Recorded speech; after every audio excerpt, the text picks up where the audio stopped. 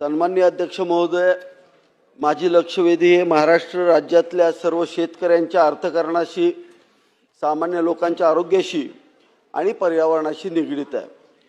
अध्यक्ष महोदय, आपल्याला माहिती आहे महाराष्ट्र राज्यामध्ये नॅशनल हॉर्टिकल्चर मिशनच्या माध्यमातून कृषी विभागाच्या माध्यमातून फार मोठ्या प्रमाणावरती फुलशेतीमध्ये डेव्हलपमेंट केली गेली।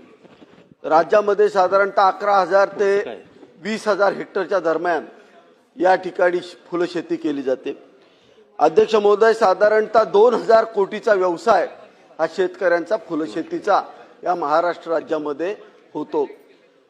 मागच्या काही कालावधीमध्ये अध्यक्ष महोदय फार मोठं संकट या शेतकऱ्यांवरती आलं। अध्यक्ष महोदय, परदेशातून फार मोठ्या प्रमाणावरती प्लास्टिकची फुलं या ठिकाणी आयात करण्यात आली। याच्यामध्ये दोन गोष्टी घडल्या।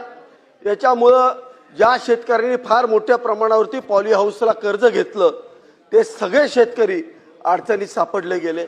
आपण सुद्धा एका शेतकरी घरातून आहात। एका शेतकऱ्यावरती 50-50 लाख रुपयाचं कर्ज या ठिकाणी फार मोठ्या प्रमाणावरती आहे। असं असताना मोठ्या प्रमाणावरती प्लास्टिकची फुलं परदेशातून येत आहेत, इथं तयार होत आहेत। ही जी प्लास्टिकची फुलं येत आहेत, ही प्लास्टिकची फुलं रिसायकल्ड प्लास्टिक पासून तयार केलेली आहे। आपल्या सगळ्यांना माहिती आहे या फुलामध्ये आकर्षक रंग भरले जात आहेत। हे जे रंग भरले जात आहेत हे मेटॅलिक ऑक्साईड या टाईपचे रंग आहेत। टिटॅनियम ऑक्साईडचा फार मोठ्या प्रमाणावरती या ठिकाणी वापर केला जातोय। अध्यक्ष महोदय, हे टिटॅनियम ऑक्साईड हे अमेरिकन कॅन्सर युनिव्हर्सिटीने सुद्धा या ठिकाणी सोसायटीने सुद्धा सांगितलेलं आहे की B2 प्रकारामध्ये हे टिटॅनियम ऑक्साईडचे सगळे रंग येत आहेत।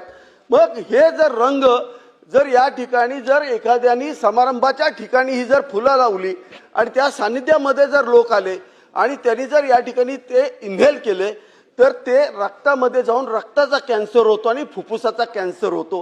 हे या ठिकाणी सिद्ध झालेलं आहे। म्हणून या सगळ्या गोष्टीवरती परदेशात युरोपियन देशामध्ये बॅन असताना या महाराष्ट्रामध्ये किंवा देशामध्ये अशा पद्धतीची फुलं आयात करून शेतकऱ्यांच्या आयुष्याचं नुकसान केलं जातंय आणि शिवाय सामान्य माणसाचं आरोग्य या ठिकाणी धोक्यात घातलं जातंय।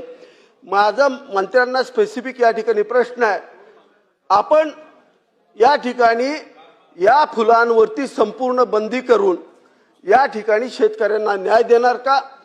दुसरी महत्त्वाची गोष्ट, फुलशेतीमधून मधमाशा या ठिकाणी पाळल्या जातात ज्याच्यामध्ये परागीकरण फार मोठ्या प्रमाणावरती होत आहे।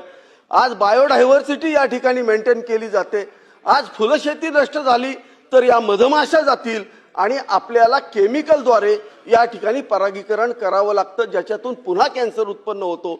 माझी मंत्री महोदयांना सरकारला या ठिकाणी विनंती आहे की आजच निर्णय आपण या ठिकाणी घ्यावा आणि या फुलांवरती संपूर्ण बंदी करून महाराष्ट्र राज्याच्या शेतकऱ्यांना न्याय द्यावा एवढी विनंती करतो।